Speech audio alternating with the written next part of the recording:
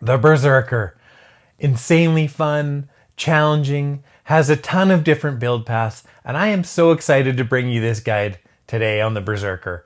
We're going to talk about, though, what you need to do with the Berserker to make sure that you don't, explode into a fireball and then disappear before you can get anywhere near the end of the scenario, and how to make sure you don't get yourself in too much trouble. And that's one of the hardest things about the Berserker is, yeah, she can do a ton, but it's really easy to get yourself into a lot of hot water. So stick with me. We're going to go through all the things that make the Berserker great and what you need to do to maximize your effectiveness. So maybe you've played the Berserker and you're having a bit of a hard time.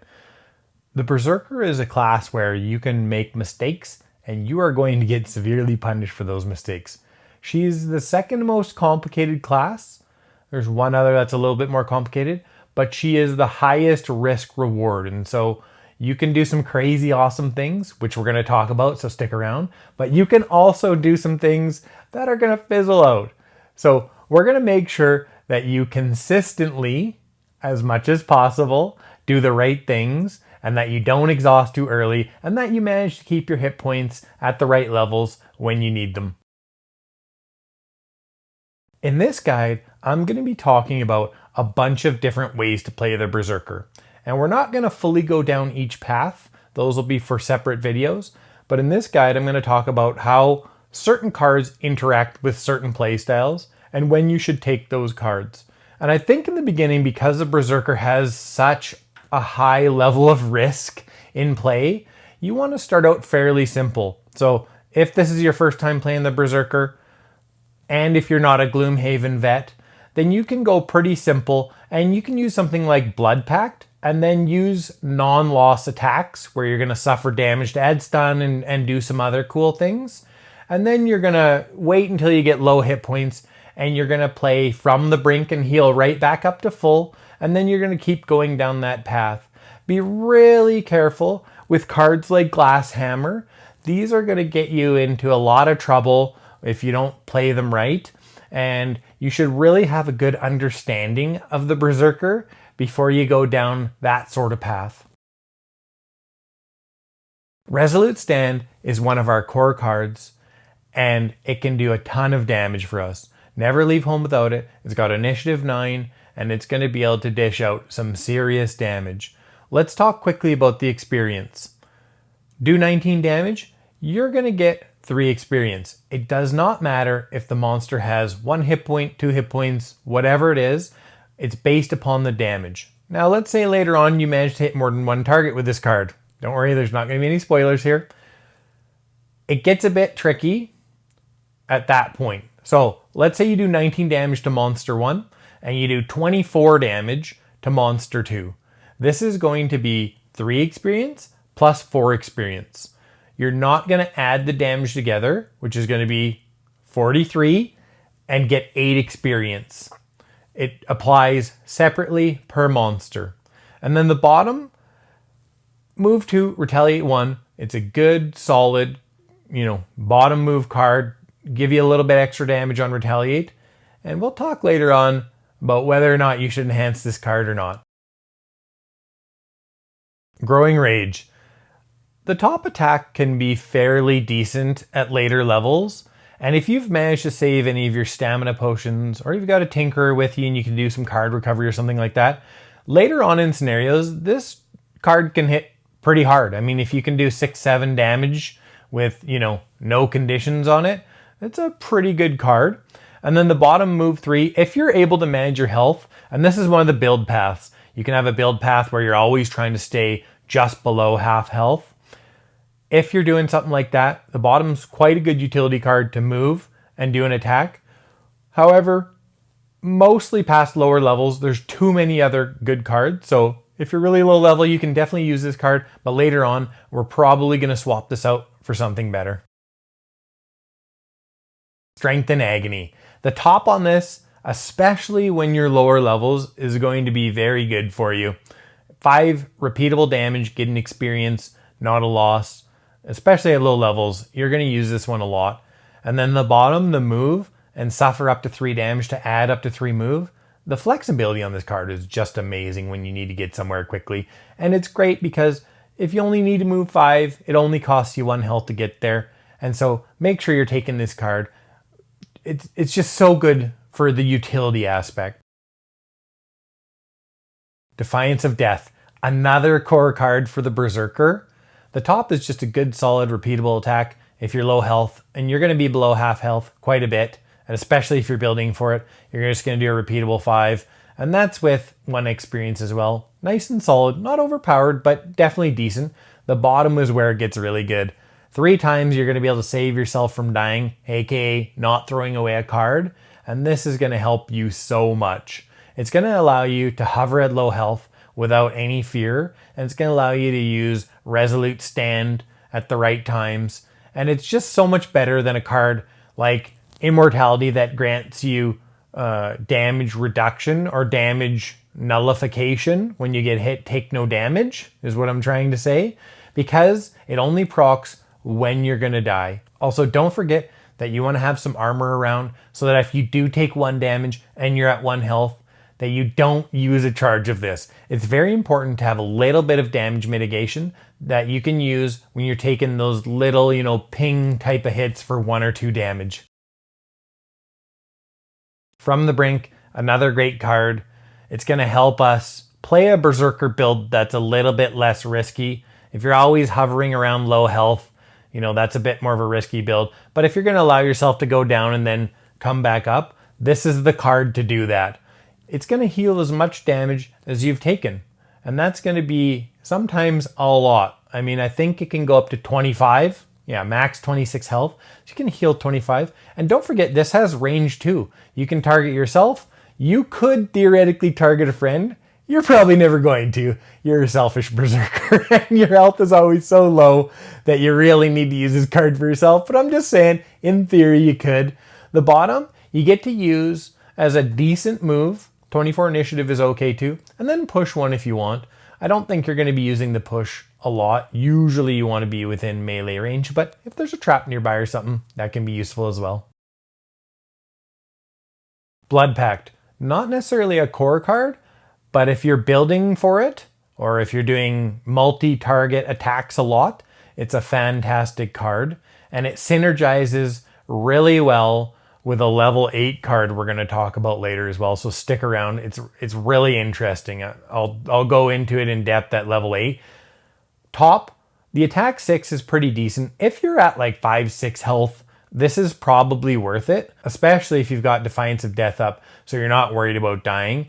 But if you're at like 20 health, this card is going to be way too steep for you to play it, and so sometimes it's not going to be useful. I think most people are using it for the bottom, and in combination with some other cards, the bottom can be insanely powerful, and it's going to power up all of your multi-target attacks. I use this card a lot. Before we get to the rest of the starting cards, if you could, go ahead, please hit that like button. It really helps me out a lot. And subscribe to my channel and turn on notifications so that when I publish new content, you're notified.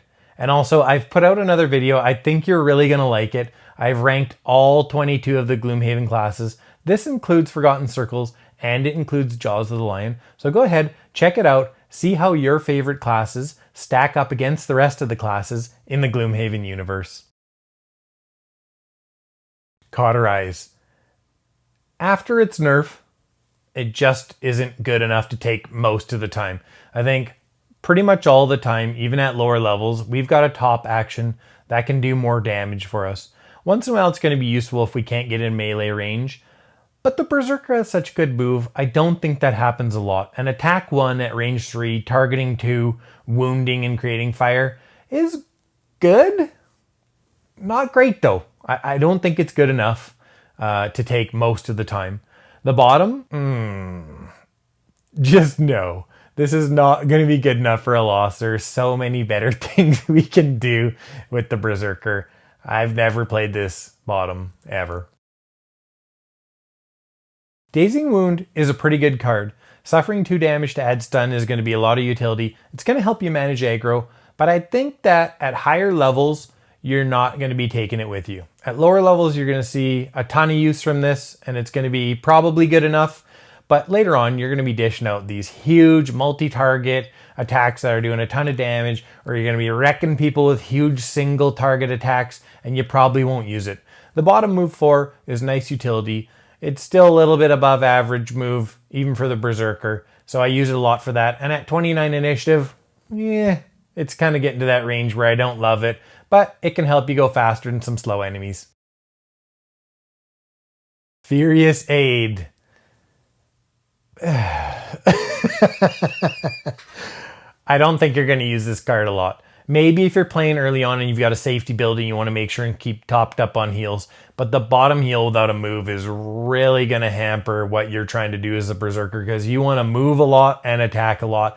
The loot 2 at the top can be nice, but the way I play the Berserker, I play very loose and aggressive, and I lose a lot of cards. Not really a beginner way to play, but that's how I like to play and how I feel the most effective. And so the loot 2 doesn't normally fit in with that. If you're playing a little bit more conservatively though, there may be room to fire this off, you know, in the last part of the scenario to snag a bunch of loot. Bounce Back, really good initiative at 14. Top is, it can be useful with, you know, some other cards. There's a card later on that's going to add 2 retaliate to all of our actions, so can be decent at times. I think a lot of people underestimate retaliating with the Berserker, as you can get some really easy, consistent high retaliates. Stick around, we'll talk about that later. And then the bottom move 3, heal oneself, super handy. Great utility to move 3 and heal. You're going to be able to get rid of wound and poison. You're going to be able to keep yourself topped up. You're going to be able to, you know, mitigate the 1 damage per turn loss from Blood Pact. And then there's also a really cool enhancement on this we're going to talk. I pretty much always take this card with me. Unbridled Power is a very interesting card. So let's talk about the top first. The top, attack 2 stun, decent. If you got fire around, we're talking attack 4 stun. That's fairly strong, but it's weird. With the Berserker, I'd rather just be killing things. I actually don't use this card a ton. I mean, at lower levels, you're probably going to use it because it's going to help you manage aggro, and, you know, 2 damage and stun with the potential to go higher with the fire is pretty good. But later on, I'm definitely not taking this card. The bottom, though, is really interesting. At lower levels, you can combine this with some healing and make yourself a super tank. I mean, at level 1, if you can get yourself up to 26 hit points, I mean, nothing's going to be able to touch you, and you can pretty much run around with impunity. Later on, it does not do a lot for you though, so you'll definitely be leaving this card behind after you've moved through your first few levels. Glass Hammer, the other side of Resolute Stand. Can be very powerful, but it is a very risky card. The initiative is great, so you can go ahead and get a huge smash in, but it's going to take you right down to 1 hit point. And then you've got to make sure and get something like Death of Defiance up. And so if you do use this card, 1, you must have Death of Defiance with you. 2, you must have From the Brink with you so that you can heal back up afterwards, unless you're deciding that you want to stay at 1 hit point.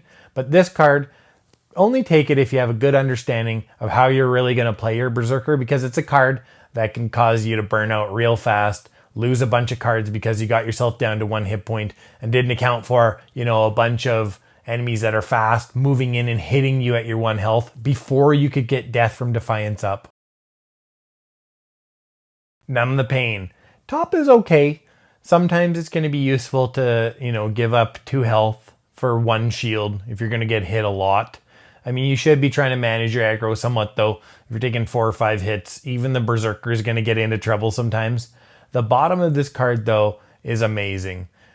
Moving and being able to stun is extremely powerful because you're going to need to move a lot anyways. And so the stunning is just an extra bonus. Even at later levels, I'm taking this card with me 99% of the time. At level 2, we've got Break the Chains and we've got Reckless Offensive. Break the Chains used to be better. What you're seeing here is a first edition where it did 3 damage. That got nerfed down to 2. Because of that, not nearly as good as it used to be. And I always like pushing versus pulling, you know, probably 90% of the time. A lot easier to push into traps than to pull into traps. The bottom, though, is quite good, especially if you're playing a build where you're staying below half health. It's just a 6 move with a potential for 8 move. That's going to get you anywhere you need to go, so pretty decent for that. And then we've got Reckless Offensive. The top of Reckless Offensive, you're hitting 3 enemies with this. You're doing 15 plus damage, no problem. Throw Blood Pact on there, you're above 15 damage. You know, pull a couple attack modifiers. You're easily 15 to 20 damage. It's a very, very good card. I absolutely love it. Don't forget, you have to be adjacent. There's no range on this. And then the bottom in a Retaliate build can be quite good as well. Everybody seems to hate that you take 1 more damage, but it's actually not that bad. When you can dish out Retaliate 2 every single time you're attacked, combine that with a couple other cards, you can get to a really high Retaliate level. We'll talk about that a little bit later on. At level 2 though, I'm going with Reckless Offensive 100% of the time. At level 3, we've got Fatal Fury and we've got Spiked Armor. Fatal Fury top is quite good, especially when you've gotten yourself to low health. At level 9, if you do this, you can kill any normal enemy at 12 hit points or less. Almost always, when you're at 1 hit point, you're going to be able to execute any normal enemy. I mean, there's only going to be a few out there that can take that hit. Especially good for, you know, any enemy that has a lot of shield. You're going to be able to deal with any normal shielded enemy really easily. The bottom is really good too. When you use it with something like Blood Pact and Seeing Red, this is going to be attack 4, move 1, attack 4. I mean, as long as you're below half health. Very powerful card. The move in the middle gives you really good utility. It allows you to position and use a great top attack as well. So if you're doing some sort of, you know, multi-target attack, you can position with the bottom and do a ton of damage and then do a huge AoE. Fantastic card. Spiked Armor. The top doesn't get nearly as much love as it should. I mean, if you have Reckless Offensive bottom out and you're playing this and Resolute Stand, you're going to be able to move in and have Retaliate 7. Retaliate 7 is pretty good. On melee enemies who are attacking you, you can do a ton of damage. You know, 3 hits on you, that's 21 unblockable damage. You're never going to complain about that. Yes, you have to take 3 hits, but it can be powerful in the right circumstances. And then the bottom of Spiked Armor is very good. Move to attack to target all adjacent enemies. You're going to be able to get a ton of work done with this. You're going to be able to move in, attack all adjacent enemies with the bottom. I love both these cards. At level 3, I'm mostly taking Fatal Fury, but we may get to Spiked Armor as well. Let's talk about that in a little bit. At level 4, we have Flurry of Axes and we have Shiny Distraction.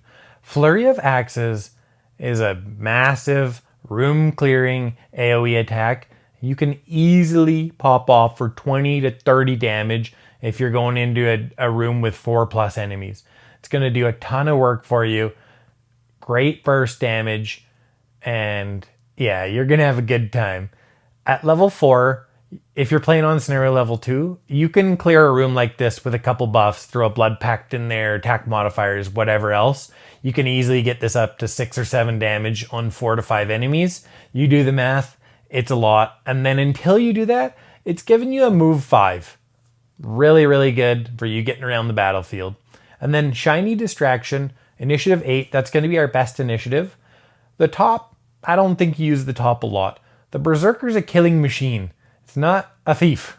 I mean, you do need some money, so, you know, loot is handy once in a while, but I don't loot a lot with the Berserker. I prefer to just go in and do some serious killing.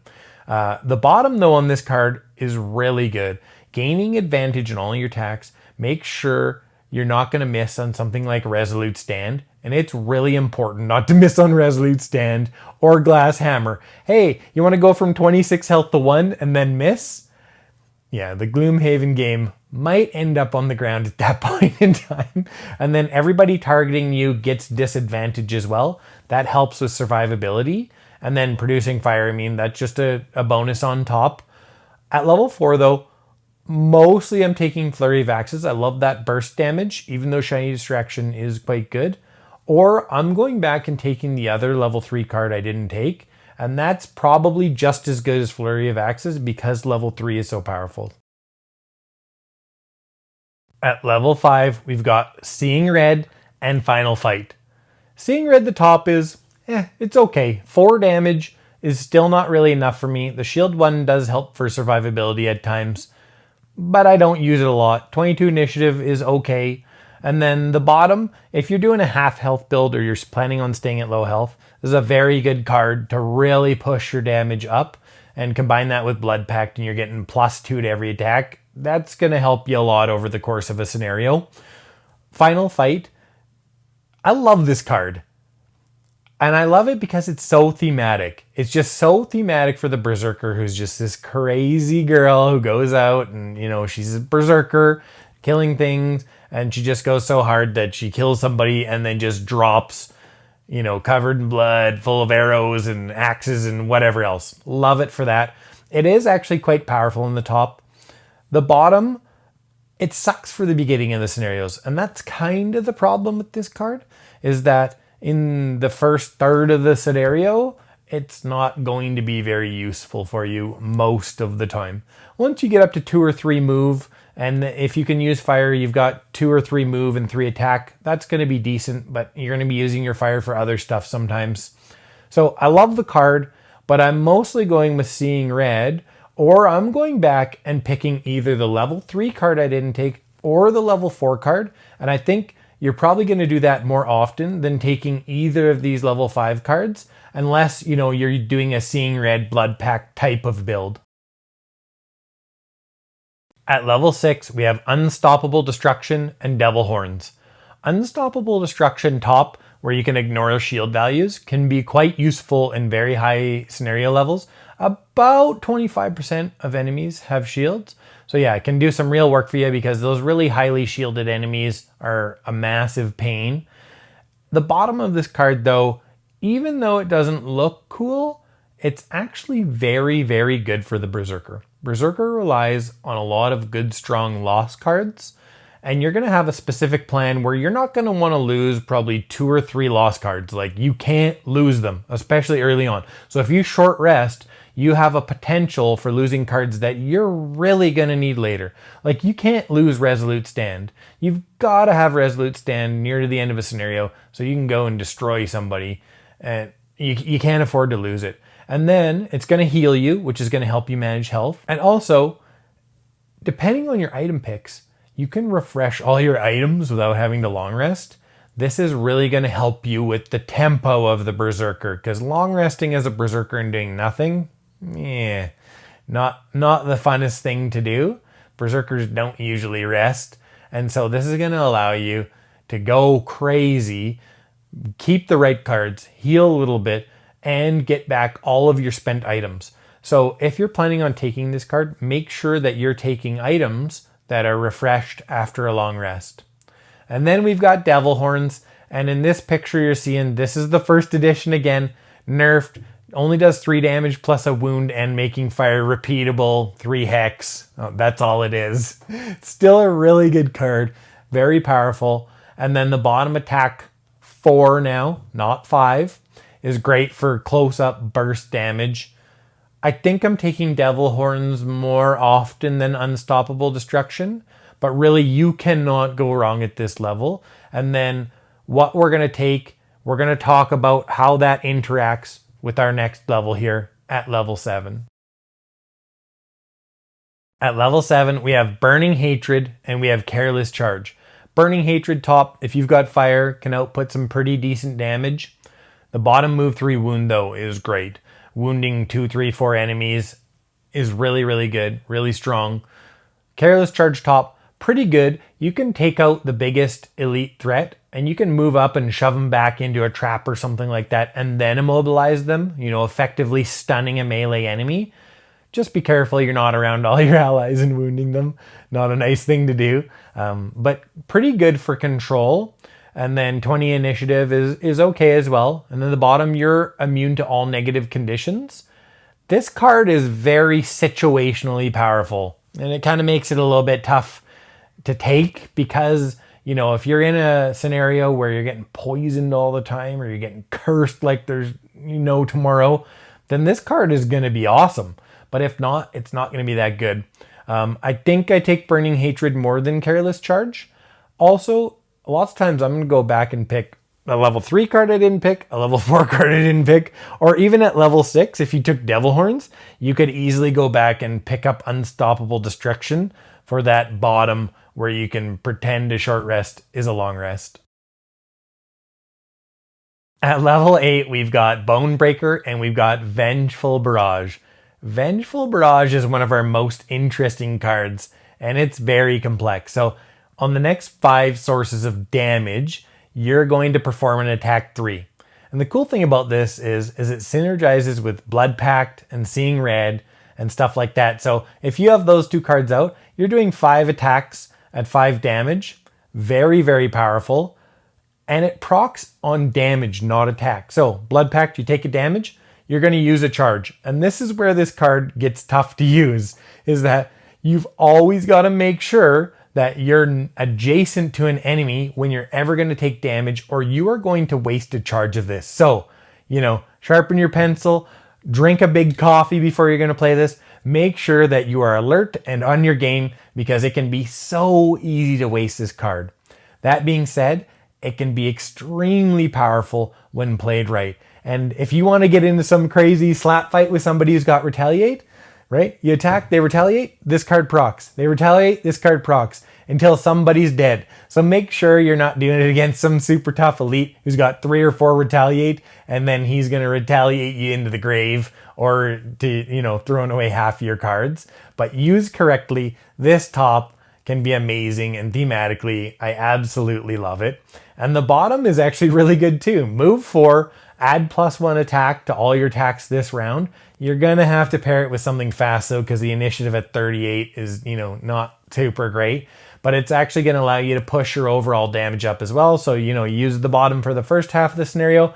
And then when you really want to get into it, you throw the top on and you start putting out some serious burst damage. And then Bonebreaker, it's going to get not talked about as much. Top is solid. But I still think we have better things to do. I'd rather Flurry of Axes or use Reckless Offensive or something where I'm doing 15 plus damage. Like I think 5 damage for the Berserker per turn at this level, not going to cut it. The bottom is really interesting though. It's attack 3, range 4, target can no longer fly. So if you drop a flying enemy onto a trap or an obstacle, they're going to suffer the effects of the trap. And the obstacle, they're going to take damage equal to trap damage. So, you can get some pretty decent work out of this. Fairly situational, but at range 4, there's quite a bit of utility there. That being said, I'm taking Vengeful Barrage pretty much 100% of the time. At level 9, we've got the Maw of Madness and Immortality. The Maw of Madness, the name.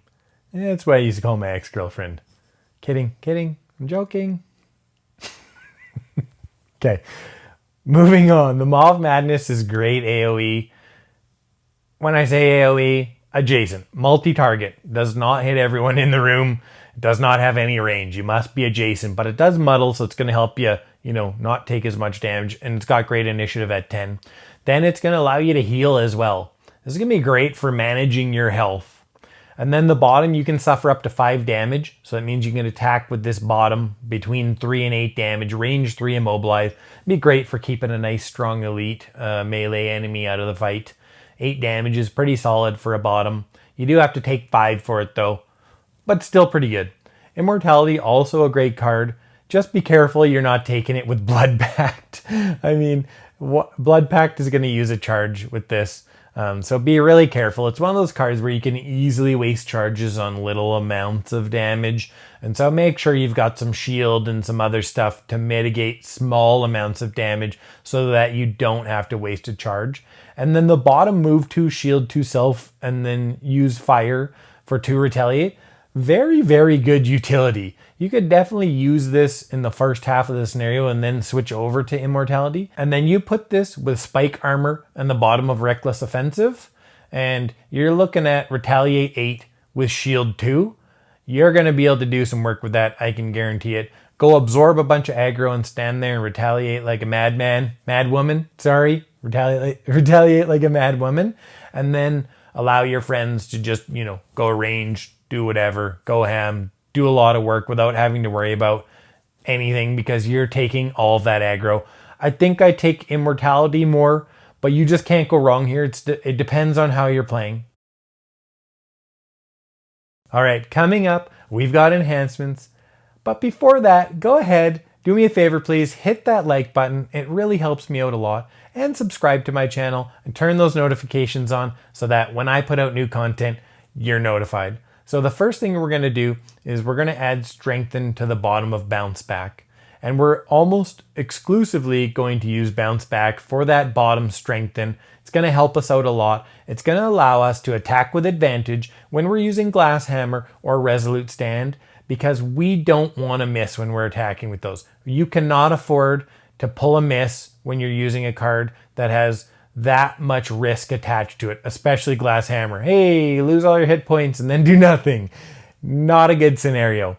Next, we can also strengthen Resolute Stand the bottom. You won't get quite as much use out of it, but still really good. You always want to attack on advantage if you can. And then Reckless Offensive, the top +1 damage, that's going to output a lot more damage. It's going to allow you to, do more on average. If you hit 3 targets every time, it's +3 damage every single time. That's putting in some good work. Perks for the Berserker. The first one I like to take is Ignore Negative Item Effects so that you can wear armor without having all those negatives. And then next, you've got to be really careful because rolling modifiers can cause you to miss more often. And so you've got to be really, really careful that you're not missing on Resolute Stand or Glass Hammer if you're using it. So I actually prefer to stay away from the rolling modifiers and just remove cards and, add in some things that don't roll. However, if you do want to take the rolling modifiers, don't remove any cards. You want to have a larger modifier deck so that you've got less of a chance of hitting your miss if you're rolling through a bunch of cards. So depending on how you're playing, you can go with either one of those strategies, but don't mix and match too much, and don't go with a small deck and have some rolling in it. You're going to roll yourself into misses far more than you would like to. Okay, items. Healing, healing, healing, and healing. Take as many healing items as you can, and take some armor too. That's why I like to ignore the negative item effects. Take armor, take healing, so that you can help manage your health. I hate taking turns off with the Berserker to heal. That's why I don't like using the bottom heal on that level 1 card. Can't remember what it is right now. Make sure that you've got healing items so that you can heal and just keep plowing through enemies. Next, if you do take Unstoppable Destruction though, try and take items that spend. I know a healing potion isn't a spend item, but for a lot of other stuff you can take spend items, and this is going to allow you to just refresh your item set every time without long resting. It's going to be really, really helpful. Now, right here we've got a level 3 prosperity spoiler, and it's so important to the Berserker. I want to talk about it. So here's your 1 second to hit pause if you don't want to hear it. Maybe 2 seconds. Long Spear. This turns Resolute Stand and Glass Hammer into almost game-breaking attacks because you can hit 2 targets and you can refresh it so you can use it for each one. And you're going to be able to do a ridiculous amount of damage. 40, 50 damage at higher levels on 2 targets. And it's going to allow you to do some pretty serious things. I would always, always, always take this for my hand items. And because it's at prosperity level 3, you should have access to it for a long time. That's it. Berserker is awesome. I hope you've enjoyed this. Please make sure and comment below. I want to hear about your experiences with the Berserker, what you did, what you didn't do. Make sure and comment. And thank you so much again for watching the video.